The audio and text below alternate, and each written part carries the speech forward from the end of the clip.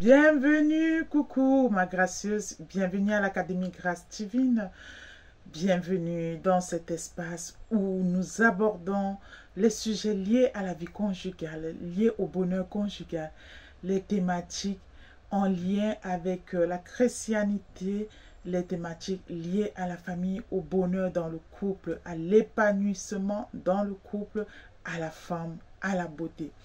Alors, aujourd'hui, je vais aborder un thème intitulé « Ce que les femmes aiment ». Ce que les femmes aiment et par leur comportement ou par la façon de faire, finalement, elles ne parviennent pas à réaliser ces choses-là. La première des choses, on ne va pas tourner autour du pot, on va aller cacher. Ce que les femmes aiment, en tout cas, j'ai constaté que beaucoup de femmes, elles aspirent au mariage. Elles aiment le mariage, la majorité en tout cas. Elles aiment le mariage, elles aiment la vie conjugale. Mais l'erreur que font beaucoup de femmes, c'est que lorsqu'elles rencontrent un homme pour la première fois, elles vont tout déballer. Elles vont déballer leur passé. Elles vont tout mettre sur la table. Le nombre de mecs avec qui elles ont eu à flirter. Elles vont directement souvent parler de gros investissements, mais ça fait peur à l'homme qui est devant vous. Je vais vous expliquer pourquoi. Parce que si dans votre projet, les projets que vous présentez comme ça d'entrée de jeu, vous ne reflétez pas, vous ne dégagez pas vous-même ce que vous reflétez, s'il y a en fait une dissociation entre vos désirs, ce que vous parlez et votre personnalité, là tout de suite, vous venez de créer un grand fossé.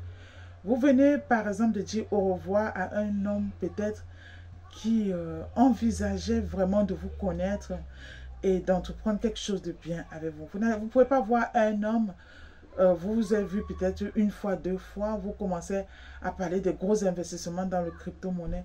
Entre-temps, vous habitez dans un ghetto. Ça ne veut pas dire que les gens qui habitent dans le ghetto n'investissent pas ou dans ce genre de trucs ou dans plusieurs autres choses. Mais je vais juste dire que par rapport, toi, femme, toi qui m'écoutes, ta posture, par rapport à ce qui sort de ta bouche, par rapport à ce que tu envisages, par rapport à ce que tu souhaites, il faut que dès l'instant T, ça corresponde aussi à tes réalités. Ça veut dire que l'homme, il a besoin de ressentir que tu es quelqu'un d'authentique et de vrai. Et cela, ça n'aura pas d'impact si c'est un homme qui va plus tard investir avec vous, si c'est un homme qui va faire de grandes choses avec vous, ça n'aura pas d'impact. Mais être vrai dans les premières minutes, dire la vérité, mais tout en restant, je ne vais pas dire superficiel, tout en restant subtil, en restant discrète. Par exemple, quand j'aborde certaines femmes pour connaître en fait les difficultés qu'elles ont vraiment à se caser.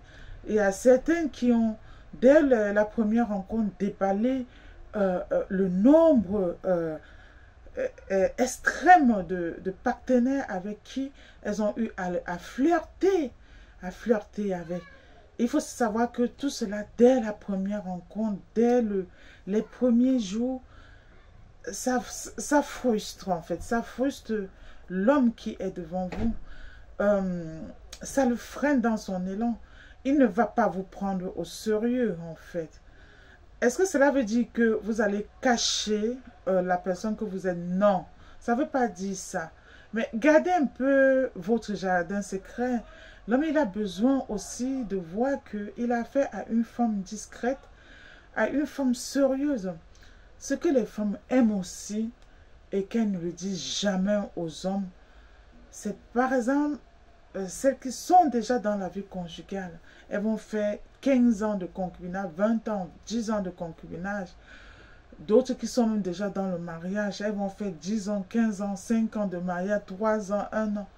Sans jamais dire à l'homme que dans les positions sexuelles, par exemple, voilà ce qui me plaît. J'aime cette position-là. Quand tu me touches là, ça me fait du bien. Elles ne vont pas se dévoiler. Mais il faut savoir que l'homme avec qui vous êtes là, ce n'est pas un devin. Il n'est pas devenu, il n'est pas Dieu pour deviner tout ce que vous aimez en fait. Il faut savoir que toutes ces attitudes-là font que, effectivement, ce que vous aimez et que vous souhaitez réaliser, ça ne parvient pas. Vous ne parvenez pas à le faire. C'est des freins que vous-même vous mettez. Ce que les femmes aiment, en d'autres termes, et qu'elles souhaitent bien les réaliser et que ça n'aboutit pas. Les femmes ont beaucoup de projets. J'ai rencontré des femmes qui ont des grands projets. Des femmes ont des projets extraordinaires. Mais le problème de la femme, c'est que la femme parle trop vite. La femme, dès qu'elle a une juju, c'est une baisse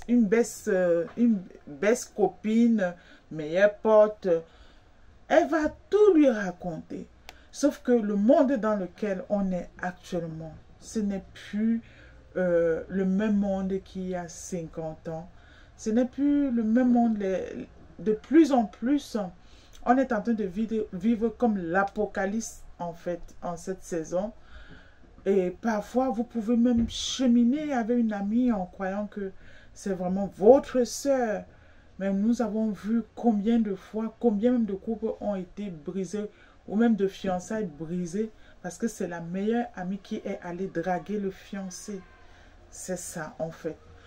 Et notre problème, nous les femmes, c'est qu'on confie très vite nos secrets.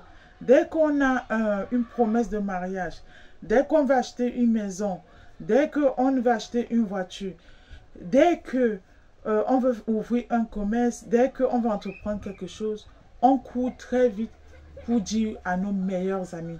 Sauf qu'en réalité, il est difficile dans la vie d'avoir une vraie amie authentique, je vous dis. Il est vraiment difficile. Vous pouvez avoir une demi-amie, je vous dis ça, parce que dans la majorité des cas, vous allez voir ici dehors, les personnes qui ont été trahies, des personnes qui ont été rejetées, qui ont été sabotées, cela ne vient jamais de loin. Généralement, c'est des personnes que vous avez pris pour meilleures amies, c'est des personnes que vous leur avez ouvert votre lieu secret, votre lieu de vie. Et en fait, vous leur avez donné la possibilité souvent d'une certaine familiarité. Et à cause de cela, certaines le prennent pour acquis. Et non seulement ça, parfois par frustration, par jalousie, elles vont utiliser certaines de vos faiblesses pour vous exposer, pour vous casser, pour vous enregistrer et balancer ça de gauche à droite pour essayer de ternir votre image, pour essayer de dire aux gens que voilà, ce n'est pas ce que vous pensez d'elle, ce n'est pas l'image qu'elle montre en réalité. Voilà vos enregistrements, voilà ce qu'elle peut dire des gens, voilà un peu. Donc, il faut savoir que vous, en tant que femme, vous devez apprendre à vous taire si vous voulez que les choses se réalisent dans votre vie. Lorsque vous êtes, par exemple, avec un homme, vous devez apprendre à lui dire ce que vous aimez réellement, à ne pas vous cacher, à vous dévoiler. Lorsque vous rencontrez un homme pour la première fois, vous devez apprendre à être discrète. Les choses vont se dire au fur et à mesure. Vous devez apprendre à laisser le temps. Vous devez laisser le temps de bâtir votre relation. Et lorsque vous avez des relations amicales, vous devez savoir qu'est-ce qu'il faut dire et qu'est-ce qu'il ne faut pas dire. Quels sont les secrets que vous devez délivrer. Quels sont vos projets que vous devez dire. À quel moment il faut les dire. Et ce qu'il ne faut du tout pas le dire. Donc voilà. J'espère que tu as aimé cette petite vidéo. Laisse-moi un message en commentaire. Dis-moi ce que tu penses. Je te dis à très bientôt dans Grâce Divine. Et je te souhaite en cette saison beaucoup de bonnes choses, beaucoup de bonheur dans ta vie conjugale, dans tes affaires. Je t'envoie des ondes positives. Que la faveur et la grâce de Dieu soient sur toi. Et que Dieu te comble de toutes les bénédictions célestes. À très bientôt. Bye bye.